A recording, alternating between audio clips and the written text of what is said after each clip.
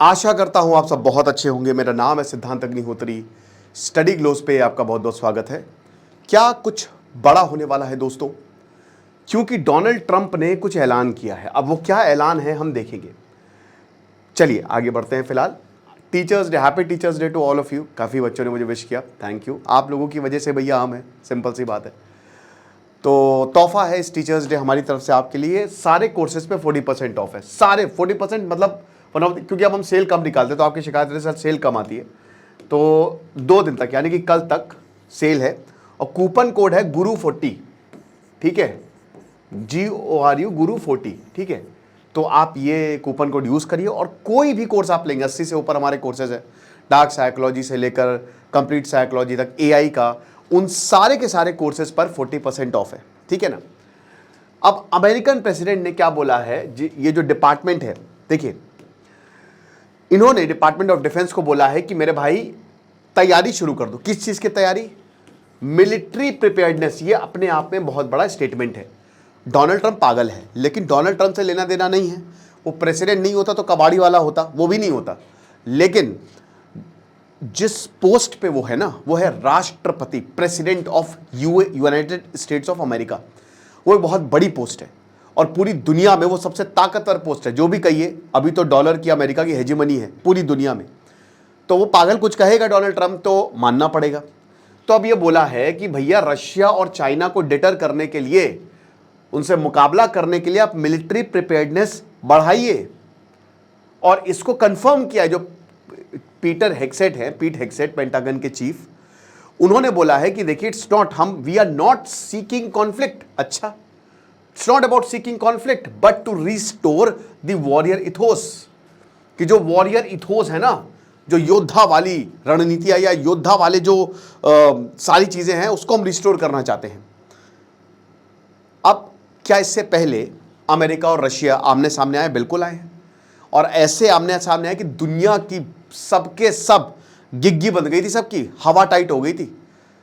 1962 अक्टूबर, 13 दिन की वो क्राइसिस जिसको कहते हैं क्यूबन मिसाइल क्राइसिस, जब लगभग अमेरिका और सोवियत यूनियन एक दूसरे से भिड़ चुके थे, न्यूक्लियर वॉर पे के करीब आ गए थे, बट किसी तरीके से उस सिचुएशन को डिसॉल्व किया गया।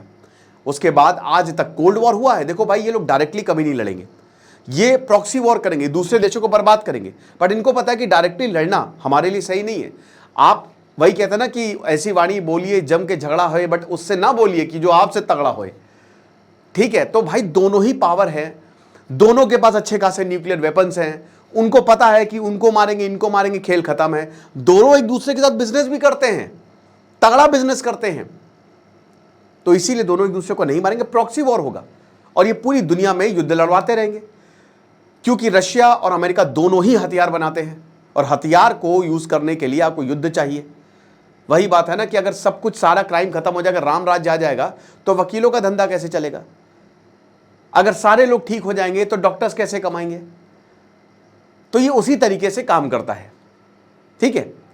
अब इन्होंने कहा है कि लगाओ। अब देखिए, वैसे भी अमेरिका ने, आप साउथ कोरिया ले लो, ठीक है, अब जितने भी युद्ध हुए, अगर आप इतिहास में देखो, कोरियन वॉर में अमेरिका कूदा है और फिर अमेरिका ने वहां पे थर्ड सिस्टम जो है वो अपना तैनात करके रखा है। जापान में अमेरिका की मिलिट्री है, जापान एक बहुत बड़ा बेस है, गुआम एक बहुत बड़ा, इंडो पैसिफिक में अमेरिका के काफी छोटे छोटे बेसेस हैं, राइट, जो कि सीधा सीधा चाइना को चैलेंज कर रहे हैं। फिलीपींस से लेकर एवरीवन, मतलब बहुत सारे ऐसे देशों को सीधा अमेरिका ने सपोर्ट दिया, उनकी अपनी मिसाइल तैनात करके रखी है। तो वैसे भी उनकी मिलिट्री वहां पे है, जो चाइना डरता है और चाइना को यह पता है, इसीलिए तो कि अगर भारत की तरफ से वेस्टर्न फ्रंट खोल दिया गया तो हम गए काम से। सेकेंड पॉइंट ये है रशिया का। देखिए रशिया क्योंकि ऊपर आता है यूरेशिया में, तो रशिया अगल बगल नेटो, इधर अमेरिका जो है साउथ ईस्ट एशिया से आपका चाइना को कंट्रोल करता है और रशिया से नेटो को कंट्रोल, नेटो से रशिया को कंट्रोल करता है। सारे यूरोपियन नेशन भाग रहे हैं नेटो ज्वाइन करने के लिए, यूक्रेन भी भाग रहा है, इसीलिए रशिया भी डरा हुआ है कि भैया मिसाइल हमारे यहां पे आ जाएगी, ऐसे नहीं होगा, युद्ध कर दिया यूक्रेन पर। और ये पूरे यूरोपियन नेशंस के लिए एक सीख है। देखिए रशिया, कहा जाता है कि रशिया इस यूरोपियन देश पे हमला कर देगा, फिनलैंड पे हमला कर देगा, स्विट्जरलैंड पे हमला कर देगा, नहीं करेगा, वो डराता है। उसको पता है कि ये सब नेटो के मेंबर हैं और फिर हम भी मारे जाएंगे, बहुत मारे जाएंगे। अमेरिका से भिड़ना आसान बात नहीं है, तो हम मारे जाएंगे। तो उसको पता है कि हम ऐसे हमला नहीं कर सकते, बट डरा के रख सकते हैं। यूक्रेन का युद्ध डराने के लिए भी था कि औकात में रहो। लेकिन अब डोनाल्ड ट्रंप ये कह रहे हैं कि उन्होंने वैसे तो एक सबमरीन, न्यूक्लियर सबमरीन भेजी थी कि जितने भी ये वॉरियर इथोस को रिस्टोर करने के लिए आप मिलिट्री बढ़ाओ। अच्छा, जब से डोनाल्ड ट्रंप आए हैं वो एक युद्ध में तो डायरेक्टली पार्ट ले चुके हैं। उन्होंने ईरान को मारा, बम गिराए, ये बात आप मानेंगे? ईरान के ऊपर बम गिराए और इसमें अमेरिका का सीधा हस्तक्षेप रहा। तो एक युद्ध अमेरिका ऑलरेडी लड़ चुका है। दूसरा, वेनेजुएला पे खतरा मंडरा रहा है। वेनेजुएला पे खतरा क्या, कल स्ट्राइक्स कर दी, परसों 11 लोग मर गए। अब हालांकि वेनेजुएला एक बर्बाद नेशन है, सबसे ज्यादा तेल वेनेजुएला में मिलेगा, लेकिन निकोलस मादुरो एक डिक्टेटर है जो पता नहीं कितने सालों से बैठे हुए हैं। उनकी इकोनॉमी बिल्कुल डब्बा है, डब्बा गोल। ये ऐसे करेंसी पकड़ पकड़ के लेके जाओ, ये एकदम कहते हैं ना कि वो बंडल, कोई करेंसी की वैल्यू नहीं है वहां पे। बहुत मुश्किल है वेनेजुएला में जीना। और साउथ अमेरिका, अच्छा ये ड्रग्स के कारोबार, ये कोलंबिया कहां से आया था, पाब्लो एस्कोबार, एल चैपो, आप उनके इतिहास देखिए, नार्कोस देखिए, मैंने तो कवर किया है। तो ये सब के सब यहीं पे तो साउथ अमेरिका में ड्रग्स की खेती होती है, नॉर्थ अमेरिका में जाती है सारा ड्रग्स। तो ये डोनाल्ड ट्रंप ने बोला था कि ड्रग्स को भी नहीं छोड़ेंगे, इमाइग्रेंट्स को नहीं छोड़ेंगे, तो उनकी बोट पे हमला कर दिया, 11 लोग मर गए। वेनेजुएला ने कंडेम किया। तो कहीं ना कहीं वेनेजुएला पे भी युद्ध का खतरा तो मंडरा रहा है। इन्होंने बोला हम ग्रीनलैंड को ले लेंगे, डोनाल्ड ट्रंप ने बोला हम मेक्सिको को ले लें। कितना मेक्सिको को लोगे मेरे भाई? ऑलरेडी तुम मेक्सिको का अच्छा खासा पार्ट ले चुके हो। ठीक है, अमेरिका की 20% टेरिटरी मेक्सिको की थी, जहां पे इतना ज्यादा डेवलपमेंट आपको दिख रहा है वो सब मेक्सिको का था, लेकिन तब भी आपने ले लिया। तो वही बता रहे ना कि डोनाल्ड ट्रंप की पॉलिसी एक्सपेंशनिस्ट है। तो अब ये उसी चीज का पालन कर रहे हैं। तो जो व्लादिमीर पुतिन, अब हुआ क्या कि देखिए शी जिनपिंग ने एक मिलिट्री परेड की, अभी देखा आपने, व्लादिमीर पुतिन साथ में दिखे, और सबसे बड़ी बात किम जोंग उन साथ में दिखे। ये तीनों का साथ में दिखने का क्या मतलब है? जैसे इंडिया तो भैया चलो नरेंद्र मोदी आए और नरेंद्र मोदी गए, 2 दिन हुआ गए, लेकिन ये पुतिन और ये सब रुके थे। अभी मैं एक और लेक्चर ले रहा हूं, क्या दोनों अमर हैं? कुछ बातें सुनने को मिली। और किम जोंग उन जो है ये गोलू मोलू आदमी, अब ये जो क्यूट है, क्यूटी पाए, ये भी इन लोगों से मिला। और नॉर्थ कोरिया सीधा अमेरिका का दुश्मन है, ये दोनों भी हैं। तीनों का एक साथ आना, ईरान सपोर्ट करता है इन सबको, समझ रहे हो? इजराइल की बैंड बजी इन तीनों को साथ में देखे, और अमेरिका की भी बैंड बजी। क्या खिचड़ी पक रही है? तो इन तीनों का साथ में आना, क्योंकि ऑलरेडी एक युद्ध में है ये, और नॉर्थ कोरिया यूक्रेन वॉर में सपोर्ट कर रहा है, चाइना सपोर्ट कर रहा है रशिया को। ये किसी से छुपा नहीं है। मैन पावर की कमी नॉर्थ कोरिया पूरी कर रहा है। इनको पॉर्न की लत लग गई थी इनके आदमियों को, जैसे ही, क्योंकि पहली बार उन्होंने मोबाइल देखा। नॉर्थ कोरिया में तो सब बैन है ना, सब कुछ, everything is band in north Korea. तो अब क्या है कि भाई अमेरिका ये सारी चीजें देख रहा है और बोला कि अगर ये तीनों साथ में आ रहे तो हमको मिलिट्री प्रिपेयर्ड रहना है। ऐसा नहीं कि हमला होगा, इम्पॉसिबल है। ऊपर से ताइवान का इशू, चाइना ने ताइवान के इर्द गिर्द गतिविधियां तेज कर दी। देखिए शी जिनपिंग रिटायर होने वाले हैं, और बहुत ही हाईली अनलाइकली है कि अब उनका अगले 2 सालों में टर्म खत्म हो जाएगा शी जिनपिंग का, और मुझे नहीं लगता कि वो दोबारा चुने जाएंगे। और इसी वजह से इंडिया से अच्छे रिलेशन भी है, समझ रहे आप? शी जिनपिंग को अभी तक उन्होंने कुछ नहीं किया है। उनको एक ऐसी लेगेसी चाहिए कि लोग उनको याद रखें।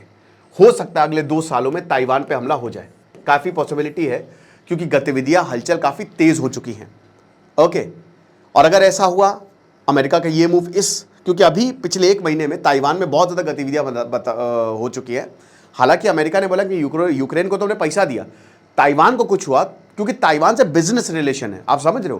पूरी दुनिया का सेमीकंडक्टर इलेक्ट्रॉनिक्स ताइवान से क्या लेना देना अमेरिका को मेरे भाई? रिकॉग्नाइज तक तो किया नहीं, कोई उसका रिश्तेदार है डोनाल्ड ट्रंप का नहीं, बिजनेस है, पैसा है, बहुत ज़्यादा इन्वेस्टमेंट है अमेरिका का, तो सीधा ताइवान में उतर जाएगा। ये ऐसे ही काम चलता है। आज अगर भारत सीधा बलूचिस्तान पे हमला करना शुरू कर दे और बोले कि बलूचिस्तान को हम आज़ाद करेंगे, तो चाइना हमला कर देगा इंडिया पे, क्योंकि चाइना का इन्वेस्टमेंट है वहाँ पे, राइट? तो ऐसे ही अमेरिका का पूरी दुनिया का इन्वेस्टमेंट है ताइवान में।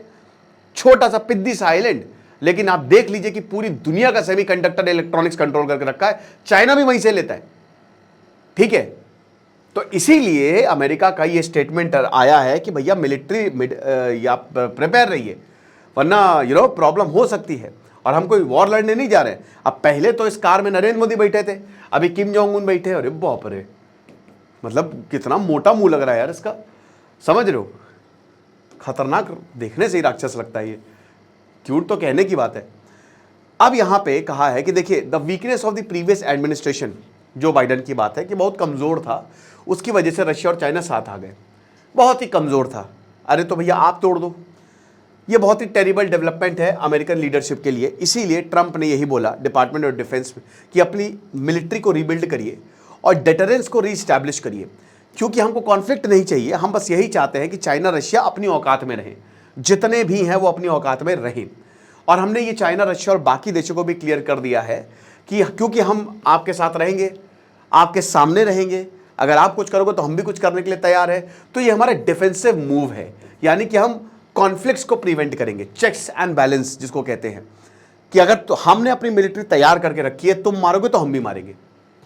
ओके, तो इसीलिए आपको क्या लगता है मुझे कमेंट बॉक्स में बताइएगा, क्योंकि चीज़ें थोड़ी सी बदलती हुई दिख रही हैं।